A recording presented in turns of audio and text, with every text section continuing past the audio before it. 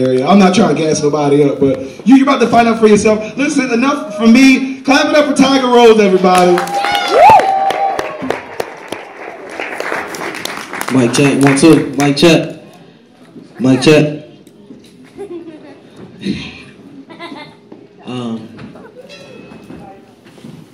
I don't do too much talking, so I'm gonna just go ahead and go straight into it.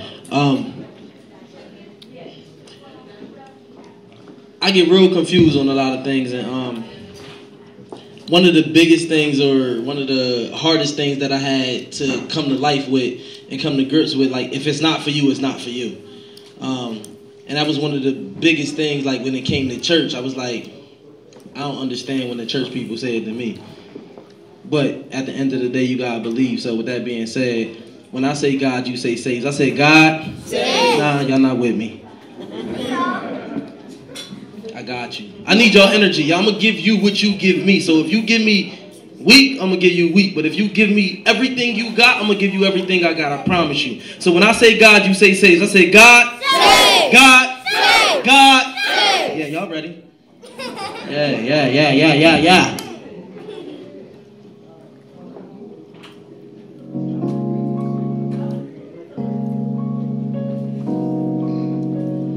See, God don't hear my cries. Don't answer prayers and ain't in the streets. See, God saves those that look like him, and I'm told by society that I'm black. God could never look like me. Why should I feel discouraged? See, I'm discouraged because he has abandoned me and my people, and in turn, we lost and don't understand. I mean, they said if you want to make God laugh, then you look into the sky, begin to pray, and then create your own plans. But in the streets, we don't see God, so that's exactly what we have to do. Because those that believe in Christ are hesitant to teach me. I mean, I'm an unfamiliar face with unfamiliar ways, and the ways I survived on the streets, you wouldn't believe me. They say, Jesus. When Jesus is my portion. They told me to accept them with my heart, but how can I accept someone I do not know? So then they tell me to pray, but again, how can I pray to someone that I don't understand? They get into the conversations, and you know how they do. They just be like, believe.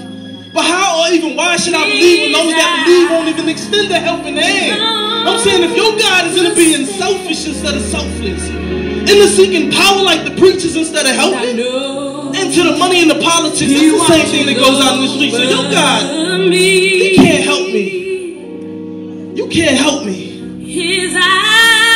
Unless you gonna help me understand. Because I don't know. You know, and you know, but I don't know that he watches over me. I know he watches. Oh, wait. You gotta be kidding me. So you gonna paint this picture that it's on everybody else while you don't know Jesus Christ? Hold on. So I was in the barbershop the other day, right? And the song came on.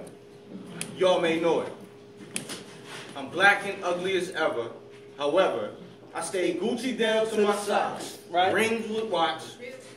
Right. And my jam knocks in the Mitsubishis. That was from 1994, right? I know it. Everybody in the barbershop knew the lyrics of the song.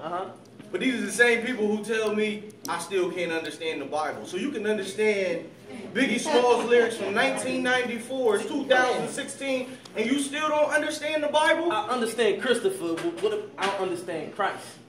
What you saying? Oh, so you relate to a dead man? Oh, because I preach a message that you can live and that your life can be different and that... Oh, but you don't want to go after that. You want to give half effort to that. You can grind all night on the street. You can grind all night on a woman, but you can't pick up your Bible. I mean, I'm just saying, right? When are you going to look at you? I don't know nothing in life that you can get 100% without giving 100%. Right. And I get it, the church, I get it. We've made some mistakes. I get it, we're not perfect. Yeah. But we preach a perfect message. Amen. The question is, not so much what are we feeding, the question is, what are you eating? Okay. So your God is almighty and all-knowing, right? And you telling me I'm not perfect, so I never fully comprehend. And you saying be patient when I pray because my time isn't his time and his time isn't right now. And anything that I need to know, I need to research it for myself so I fully understand. Okay, I'm starting to get it. See, iron sharpens iron, right? So you telling me to pick up my Bible, but it's okay to ask these questions. And don't get mad at the church when they don't answer it or they get offended. I still got to be nice because I don't want to begin to block my blessings. Okay, I'm starting to get it, so I'm going to give it to you. Just allow me to share my gospel. It's just I feel like I'm Daniel in the lion's den every time I walk into the church. I mean, the way they look at me, I don't feel accepted. But what you're saying is, it's just okay because the church is also a hospital. And the only thing that can stop me inside of those four walls is my own mind because my mind is the biggest obstacle. Right? Right? And don't listen to society about being black because when it comes to God, it isn't always obstacle. Too many illusions. See, the only thing that we know is God is the impossible. Excuse the confusion. You saying he 100% man, 100% God. You just got to say his name, Jesus Christ, y'all. It's a movement. See, but just like Christ, I'm not a follower. I'm a leader. And just like Christ, I am not religious. I am a rebel. I'm going to say it again. Y'all don't realize, see, I am not religious. I'm not religious, I'm a rebel, but you got to be careful who you listen to when they preach and paraphrasing the Bible, because the Bible can also be memorized by the devil. I'll say it again. I'll say it again. I said you got to be careful who you listening to when they preaching and paraphrasing the Bible, because the Bible can also be memorized by the devil. I'm going to take it to the streets, because we spend so many long hours out in the streets, and the ultimate goal is so that our family can eat. And for those that ain't in the streets, y'all spend all your hours on those corporate plantations, putting in that overtime. And for what? For somebody else's money, not yours. But it's the same concept. You put in that same effort and work into the church. You create your own relationship with God and create your own network. And then my family can eat. Your family can eat. And nobody's family will be hurting. But just like in the streets and the church, good and bad people, because nobody is perfect. See, but God does hear your cries. And not on your watch, but on his watch, he will answer your prayers. But you have to understand that what you're going through for a reason. You're going through those financial struggles for a reason. You're stuck in that messed up relationship for a reason. You having those health issues for a reason, because God is going to use you.